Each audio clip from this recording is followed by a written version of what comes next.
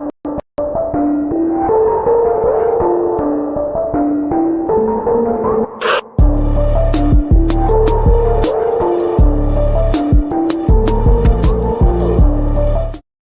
everyone, welcome back to the channel with another video.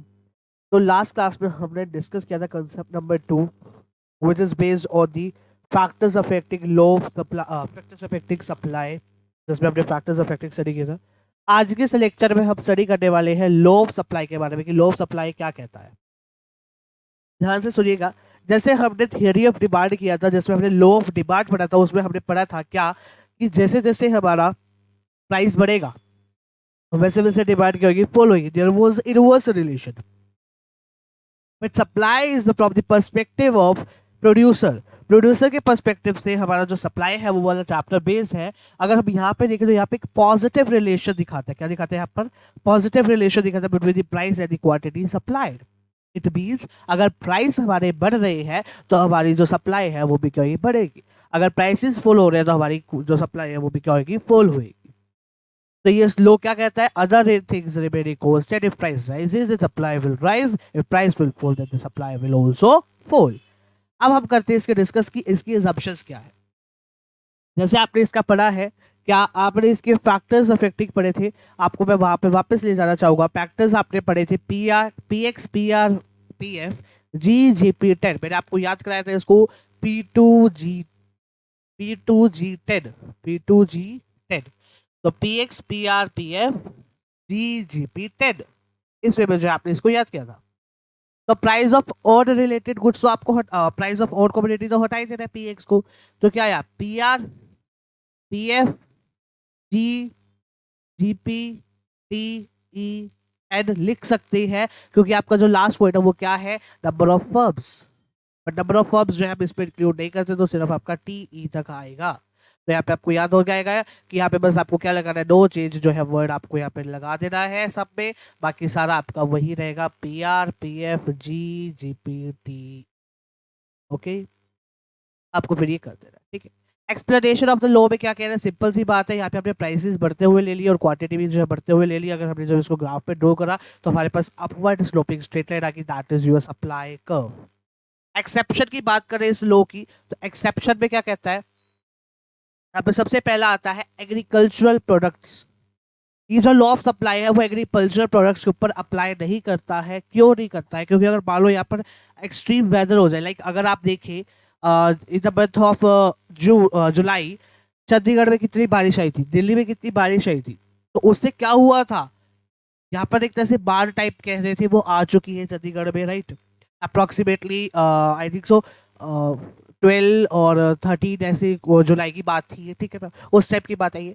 तो उस type जो ऐसे हुआ था, तो अगर हम वही सिचुएशन अगर देखें, अगर बैड वेदर कंडीशंस हो जाती है तो प्रोडक्शन क्या हो जाएगी, लो हो जाएगी। क्योंकि अब देखो बाढ़ आई तो खेत में तो पूरा पानी का पानी भर गया, उससे पूरी फसल जो थी वो खराब हो गई, तो सप्लाई तो बढ़ नहीं पाई ना, जबकि प्राइसेस जो है वो उस टाइम बढ़ जाएंगे। क्या हुआ? अब यहाँ पर आपके वेदर जो वेदर कंडीशन था वो बैड हो गया, बुरा हो गया, खेत तबाह हो गए, ठीक है ना? खेती बाड़ी जो उन्होंने करी थी वो सारी खराब होगी, फसल सारी खराब होगी। तो उससे क्या हुआ? सप्लाई क्या हो गई भैया? सप्लाई तो कम हो गई। फॉर एग्जाम्पल प्राइस ये था और सप्लाई ये थी, सप्लाई कम हो गया तो प्राइस ऑटोमेटिकली कम होना चाहिए था। बट यहाँ पर प्राइस कम होने की जगह क्या हो गया? बढ़ गया। प्राइस बढ़ जाएगी क्योंकि यहाँ पर सप्लाई कम हो गई है, शॉर्टेज हो गई है। शॉर्टेज होने पे क्या होगा? यहाँ पे सब प्राइसेस बढ़ जाते हैं। दिस वाज द थिंग, ठीक है? तो यहाँ पर वो अप्लाई नहीं होता है लोग। और you can say this will not apply. क्यों नहीं आएगा? क्योंकि जो एग्रीकल्चर आउटपुट है, because it is governed by the natural forces. For example due to moisture calamity there is fall in the production of wheat, तो supply बढ़ेगी तो prices क्या हो जाएंगे? प्राइसेस बढ़ जाएंगे। सप्लाई कम हो जाएगी तो प्राइसेस क्या हो जाएंगे? बढ़ जाएंगे। फिर बात है पैरिशेबल गुड्स की। पैरिशेबल गुड्स का मतलब क्या है कि ये गुड्स जो है लोग समय लंबे समय के लिए स्टोर नहीं किए जा सकते। अगर उनके प्राइसेस फॉल भी हो जाए तो सेलर जो है उसको सेल करना चाहिए। जैसे फॉर एग्जांपल अगर आप देखें कि आप किसी भी मार्केट में चले जाए, सब्जी वाली मार्केट में चले जाए, सुबह देखो, दोपहर देखो, शाम देखो। फॉर एग्जाम्पल आप अगर टोमेटो का एग्जाम्पल ले, ठीक है, टोमेटो का एग्जाम्पल ले, तो वो 100 रुपए किलो मिल रहा था। वही मैं जुलाई की बात कर रहा हूँ, उसी टाइप की, ठीक है ना? क्योंकि मेरे को उस टाइप के एग्जाम्पल्स याद आ रहे हैं। तो टोमेटो की जो प्राइस था वो 100 रुपए किलो था, ठीक है? 100 रुपए, 150 रुपए ऐसे चल रहा था। तो दिस 100 रुपीज एंड 150 kg ये था। बट अगर आप सोचो एक रेडी वाला है, उसके पास बहुत सारे जो है टोमेटो बची है। अब एग्जाम्पल के तौर पे वो लाया 50 किलो लाया मार्केट से, सब्जी मंडी से बेचने के। उसने सिर्फ उस दिन सेल करे 40 kg। जो रिमेनिंग 10 kg है भैया वो होने वाले खराब, क्योंकि अगले दिन तक वो रख नहीं सकता। ठीक है, फॉर एग्जाम्पल वो रख नहीं सकता, खराब होने वाले। तो वो क्या करेगा, उस 100 रुपए किलो को, 100 रुपए किलो रेट था उस पे ना बेच के वो उसको कम कर देगा, 80 या 70 में दे देगा। उसकी मान लो जो वो 50 किलो लाया था मार्केट से, उसको मिल रहे थे 60 रुपए किलो पे, तो वो 60 रुपए तक बेच देगा। वाई? बिकॉज कल वो खराब हो जाएगा और उसका कोई लेगा नहीं। तो इससे बढ़िया कि भैया आज ही निकाल दूं मैं इसको। तो वो जितनी उसकी कॉस्ट आ रही है उतने पे भी निकालने के लिए वो रेडी हो जाएगा। ठीक है, पर 60 रुपए से कम पे नहीं निकाले। Supply of rare goods, supply of rare goods जो क्या होते हैं, स्केयर्स होते हैं, मतलब लिमिटेड होते हैं। जैसे कि कॉस्टली पेंटिंग हो गया, रेयर्स कोइंस हो गए, इनको हम बढ़ा भी नहीं सकते जबकि उनके प्राइसेस यूं ऊंचाइयों को छू रहे हैं, ऊंचाइयों को छू रहे हैं, और वो प्रोडक्शन बढ़ा नहीं सकते। फिर आए डिस्पोजेबल ऑफ ओल्ड स्टॉक्स।